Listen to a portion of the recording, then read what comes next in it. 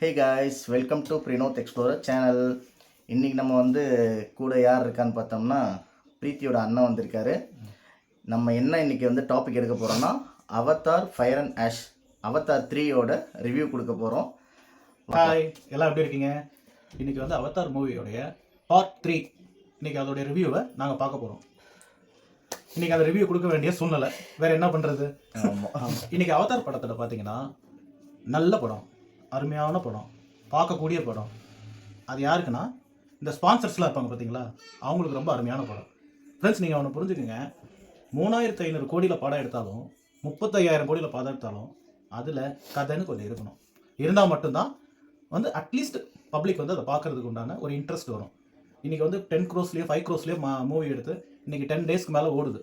So நம்ம அது கூட டிஃபைட் பண்ண வேண்டாம். இப்போ நாங்கள் என்ன சொல்கிறோன்னா, இப்போ இந்த கதையை பார்த்தீங்கன்னா சிம்பிள் ஷார்ட் அண்ட் ஸ்வீட்டாக சொல்கிறோம் பாருங்கள். ஒரு படம் ஹிட் ஆகிறதுக்கு இன்றைக்கி கடவுள் எந்த அளவுக்கு முக்கியமோ அந்த அளவுக்கு பேயும் முக்கியமாக இருக்குது. இப்போ பேயை வச்சு ஒருத்தன் கடையை ஹிட் பண்ணுறான் அப்படின்னா வேறு வழி இல்லாமல் போயிடுச்சு. இப்போ இந்த படத்தை பற்றி பார்த்தீங்கன்னா சிம்பிள் கான்செப்ட். இப்போலாம் டேரக்டர்ஸ் ஒரே ஷூட்லேயே 4 படத்தை எடுத்துடுறாங்க. எந்த பிட்டு ஓடுது எந்த பிட்டு ஓடலைன்றதை மக்கள் தான் டிசைட் பண்ணுறாங்க.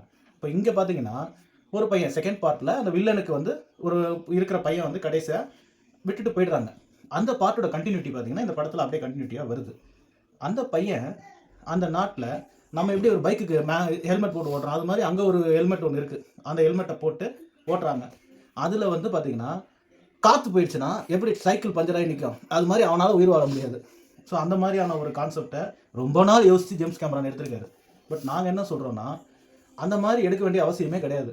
ஸோ காற்று போச்சு அப்படின்னா திரும்ப அந்த பையனை கூட்டிகிட்டு போய் அங்கே ஒரு மரம் இருக்குது. இப்போ எப்படி நம்ம பாளையத்தம்மன் இந்த மாதிரி பெரிய பெரிய அம்மன் கோயிலெல்லாம் மரம் வச்சு அதில் மஞ்சள் துணி வச்சு காட்டுறோம். அது மாதிரி அங்கே ஒரு நேவி பீப்புள்ஸ் ப்ளூ கலர் ரே லைட்ஸ்லாம் இருக்கும். அதில் போய் அவனுக்கு கடவுள் சக்தி கொடுத்துட்றாங்க. அங்கே தான் நான் யோசித்தேன், அந்த டைரக்டர் அப்போ தான் காந்தாரா படம் பார்த்துருக்காருன்னு. ஸோ என்னாச்சு, ஏன் இந்த படம் காந்தாரா படம் 2க்கு அப்புறம் ரிலீஸ் ஆகுனா, அப்போ கிளைமேக்ஸுக்கு காந்தாரா 2 பார்க்கணும் அவர். அப்போ தான் அந்த கிளைமேக்ஸ் அவர் ஃபிக்ஸ் பண்ண முடியும்.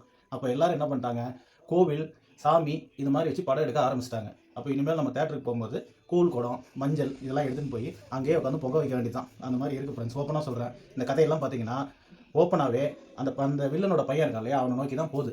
ஸோ அந்த பையனை மனிதர்களோட ஒப்படைக்கிறதுக்கு இந்த வால்குட்டி ரெண்டும் அந்த வால்குட்டியை தூக்கிட்டு போதுங்க. அந்த வால்குட்டியை இந்த வால்குட்டியோட ஒப்படைக்க முடியல. அதனால நேவி மக்களுக்கும் இவங்களுக்கும் ஏற்படுற ஒரு சண்டை தான் இந்த காந்தாரா படத்துடைய கிளைமேக்ஸ். அவதார் இது ரெண்டும் ஒரே மாதிரி தான் எனக்கு அவதார் என்கின்ற காந்தாரா. அதனால மக்களே, இதில் பார்த்தீங்கன்னா நிறைய டெக்னிக்கல் இஷ்யூஸ்லாம் இருக்குது. ஒன்று கூட உங்களுக்கு யூஸ் கிடையாது. இந்த விஷுவல் கம்யூனிகேஷன் படிக்கிறாங்க பார்த்தீங்களா, அவங்களுக்கு நல்ல யூஸ். அவங்க பார்த்தாங்கன்னா அந்த படத்தில் நிறைய கற்றுக்கலாம். எந்த இடத்துல ப்ளூ கலர் லைட் வைக்கலாம், எந்த இடத்துல விஷுவல் வைக்கலாம், எந்த இடத்துல ஹேர் சவுண்ட் வைக்கலாம், எந்த இடத்துல ஏர் சவுண்ட் வைக்கலான்ட்டு. பட் அதே தான் சேம் எப்படி பார்ட் 1 பார்ட் 2ல் மீனுக்கெல்லாம் மீஸ் வைக்கிறாங்க, அது மாதிரிலாம் வச்சு வாலுக்கெல்லாம் பெயிண்ட் அடிச்சு கலர் மீன்லாம் உள்ள விட்டு அதே கதை தான் இதுலேயும் போகுது. பட் என்னன்னா, நாங்கள் சொல்கிறது எத்தனாயிரம் கோடியில் படம் இருந்தாலும் அதில் கொஞ்சமாவது கதைக்களம் வேண்டும். அந்த கதைக்களமும் அந்த எடுக்க போகிற அந்த டைரக்ஷன், அதில் இருக்கிற அந்த ஸ்க்ரீன் பிளே இது நல்லா இருந்தால் மட்டும்தான் ஒரு படம் ஓடும். ஸோ ஓவரால் பார்த்தீங்கன்னா கதைன்றது ரொம்ப ரொம்ப சிம்பிள். அந்த வில்லனோட பையனை பேஸ் பண்ணி தான் போகுது. ஆனால் இதில் பார்க்குறதுக்கு அந்த அளவுக்கு பெரிய இன்ட்ரெஸ்ட்டோ பெரிய லெவல் ஒரு அப்பீரன்ஸோ இந்த படத்தில் எங்களால் சொல்ல முடியல. இட் மேபி ஒருத்தருக்கு ஒரு ஸ்டேட்டஸ்க்கு இருக்கும். இப்போ கதை என்னன்னு பார்த்தீங்கன்னா ஒன்றுமே இல்லை. ஸ்பைடர்ன்ற ஒரு மனுஷனோட இந்த நாவி பிப்பில் இருக்கிற அந்த ஹீரோ வளர்க்குறான் சின்ன வயசுலேருந்து. அவன் இங்கேயே சுற்றிக்கிட்டு இருக்கிறதால இவனுக்கு அந்த சயின்டிஸ்டோட பொண்ணு பவர் அந்த ஏவாகிட்டேருந்து ஒரு பிரார்த்தனை பண்ணி இவன் மாஸ்கே இல்லாமல் மூச்சு விட்டா உயிரோடு இருக்கிற மாதிரி கொண்டு வந்துட்டாங்க. இதை வில்லன் பார்த்துட்றாப்புல. இந்த வில்லன் என்ன பண்ணுறாப்புல, அப்போ இந்த இடத்துல மாஸ்க் இல்லாமல் மனுஷங்க வாழ முடியும்னா அப்போது நம்ம பூமி அழிஞ்சு போச்சு, பூமியில் எல்லா மக்களையும் கொண்டு வாழ வச்சாலும் அதுக்கு ஒரு பாசிட்டிவிட்டி ஒன்று இருக்குது அப்படின்றத கண்டுபிடிச்சிட்றாப்புல.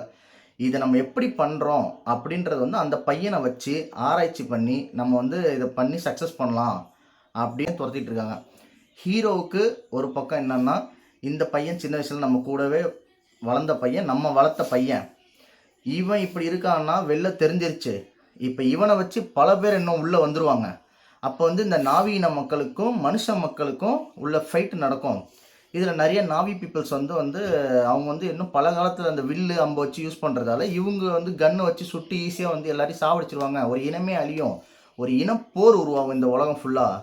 அதுக்கு பேசாமல் இந்த பயலை நம்மளே கொண்டுடலாம் அப்படின்ற ஒரு முடிவு எடுக்கிறாரு. பட் அவரால் சின்ன வயசில் நம்ம காலையே சுற்றி வந்த பையன் இவனை நம்ம பண்ண முடியாது அப்படின்னு இவர் வந்து ரியலைஸ் பண்ணி விட்டுறாரு போனால் போதுன்னு. ஸ்பைடரையும் கூப்பிட்டு நீ இந்த மாதிரி சேஃபாக இருக்கிறது ரொம்ப முக்கியம், அடுத்த போர் வந்ததுன்னா நாங்கள் பார்த்துக்குறோம், நீ தனியாக வந்து உங்கள் தங்கச்சிகளோட நம்ம ஃபேமிலி பசங்களை மட்டும் பார்த்துட்டு நீ கூடவே இரு அப்படின்னு ஒரு ஆப்ஷன் கொடுத்து தனியாக ஒரு இடத்துல வச்சிடுறாரு அந்த வாட்டர் வேர்ல்டுலே. இதில் என்னன்னா அந்த வில்லன் வந்து அந்த பையனை கொண்டு போய் வச்சு ஆராய்ச்சி பண்ணி சக்ஸஸ்ஃபுல் ஆனானா ஹீரோ வந்து இதை எப்படி முறியடிச்சான்றது தான் ஒரு சிம்பிளான ஒரு கதை. இந்த கதைன்னு சொல்கிறத விட இது செகண்ட் பார்ட்டியே தான் மறுபடியும் காப்பி அடித்து அவரே எடுத்து வச்சிருக்காரு. இது பெருசாக வந்து இந்த ஃபயர் அண்ட் நேஷன் சொல்கிற அளவுக்கு ஃபயரில் வாழ்கிற மக்களை காட்டுவோம் அப்படின்ற வந்து காட்டலை. ஒரு 4 கஞ்சா குடிக்க காட்டிட்டு அவங்க ஃபயரில் வந்து சாம்பலை தூக்கிட்டு மூஞ்சில் சுற்றிக்கிட்டு இருக்காங்க. கேட்டால் அவனுக்கு வந்து ஃபயர் நாவி பீப்புள்ஸ் அப்படின்றாங்க. பட் அவங்களும் வந்து மனுஷங்க கூட சேர்ந்து இந்த இருக்கிற நார்மலாக சாதுக்களாக இருக்கிற நாவி பீப்புள்ஸ் வந்து காலி பண்ணுறாங்க. அவங்க யாருன்னா அவங்க நாவி பீப்புள்ஸ்லேருந்து போய் திருடி சாப்பிட்ற கும்பல் தான் இவங்க.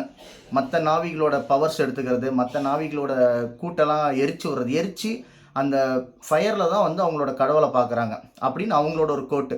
இதை வந்து மக்கள் கூட மனுஷங்களோட சேர்ந்து இந்த நாவிகளை வந்து வாட்டர் வேர்ல்டில் இருக்கிறவங்களையும் ஹீரோவோட ஃபேமிலியும் டார்கெட் பண்ணி வராங்க.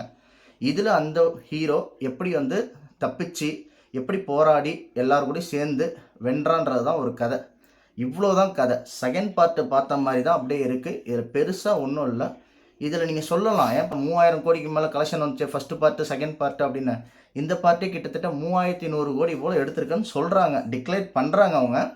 பட் ஆனால் அந்தளவுக்கு எடுத்துமே கதைன்றது செகண்ட் பார்ட்டோட கதை தான். நீங்கள் செகண்ட் பார்ட்டை பார்த்தாலும் சரி, தேர்ட் பார்ட்டை பார்த்தாலும் சரி, ஒரே மாதிரி தான் இருக்கும். Same story, same line. இதில் ஒரு எந்த ஒரு மாற்றமும் இல்லை. இப்போ நம்ம வந்து விஷுவலாக சும்மா 3Dயில் போய் சும்மா பார்க்கலாம்ப்பா, இங்கே இப்போ நீல கலரில் சுற்றிட்டு இருக்கிறத போய் பார்க்கலாம் அப்படின்னா பார்க்குறதுக்கு உகந்த ஒரு படம் தான் இந்த அவதார் தேர்ட் பார்ட்டு. மற்றபடி இந்த படத்தில் 3000 கோடி அந்த 4000 கோடி அந்த கதை ஒன்றுமே இல்லை. எத்தனாயிரம் கோடியில் எடுத்தாலும் கதைன்னு ஒன்று இருந்தால் தான் அது நல்லாயிருக்கும். எங்களுக்கும் இதில் வந்து கிட்டத்தட்ட 3 மணி நேரம் 15 நிமிஷம் வந்து டார்கெட் பண்ணி வச்சிட்டானுங்க டைமிங்கை. முடியலை. ஃபர்ஸ்ட் ஹாஃப்லாம் ஒரு வார்த்தையே கிட்டத்தட்ட 10 வாட்டி ஒரே டைலாக் சேம் டைலாக் ரிப்பீட் ஆகிட்டு இருக்கு கிட்டத்தட்ட 1 மணி நேரத்தில். அது கொஞ்சம் எரிச்சல் தான் வருது நமக்கு. இந்த மாதிரி ஒரு கதை வேணும் அப்படின்னா கோடம்பாக்கத்தில் நிறைய பேர் கதையோடு உட்காந்துருக்காங்க. அதுக்கு ஜேம்ஸ் கேமரான் அமெரிக்காவிலேருந்து வரணும். இங்கே வந்து கோடம்பாக்கத்தில் உட்காந்துருக்கவங்ககிட்ட ஒரு கதையை வாங்கி எடுத்திருந்தா கூட 3 மணி நேரம் எப்படி போயிருக்குன்னு தெரியாது. பட் இந்த அவதார் 3ன்ற மூவி பார்த்தீங்கன்னா கம்ப்ளீட்லி ஒரு இன்ட்ரெஸ்டே இல்லாத மூவி. எல்லா சர்க்கம்ஸ்டன்ஸ்க்கும் இன்ட்ரெஸ்ட் வேணும். இது வந்து பார்த்திங்கன்னா ஒரு கார்ட்டூனிக்கலாக தான் நம்ம பார்க்க முடியுமே தவிர அதில் கதைன்றது ஒன்றுமே இல்லை. ஏன்னா நாங்கள் வந்து ஸ்பான்சர்ஸ்க்காகவும் எதுக்காகவும் வந்து ஃபால்ஸ் இன்ஃபர்மேஷன்ஸ் கொடுக்க மாட்டோம். கதை இல்லை, போய் பார்க்குறது வேஸ்ட். இதுதான் எங்களோட ஒப்பீனியன் மக்களே. ஆமாம். இந்த ஃபிலிம் இண்டஸ்ட்ரியில் படிக்கிறவங்க, இந்த கிராஃபிக்ஸை பற்றி, இந்த அனிமேஷன் பற்றி படிக்கிறவங்க வேணால் இதை உட்காந்து பார்த்து ஓகே இப்போல்லாம் பண்ணுறாங்கன்னு சொல்லிட்டு ஒரு நாலேஜ் வேணால் கெயின் பண்ணிக்கலாம். அவ்வளோதான் இந்த படம். மற்றபடி பெருசாக சொல்கிறதுக்கு ஒன்றுமே இல்லை. படம் டோட்டலி வேஸ்ட். ஸோ கைஸ், அவ்வளோதான் இந்த வீடியோ. ஸோ உங்களுக்கு பிடிச்சிருந்தா லைக் பண்ணுங்கள், ஷேர் பண்ணுங்கள், சப்ஸ்கிரைப் பண்ணுங்கள், பெல் ஐக்கானை வந்து கிளிக் பண்ணிக்கோங்க. உங்கள் சப்போர்ட் கண்டிப்பாக எங்களுக்கு வேணும். Thank you so much. ஐயோ, டாட்டா, பை.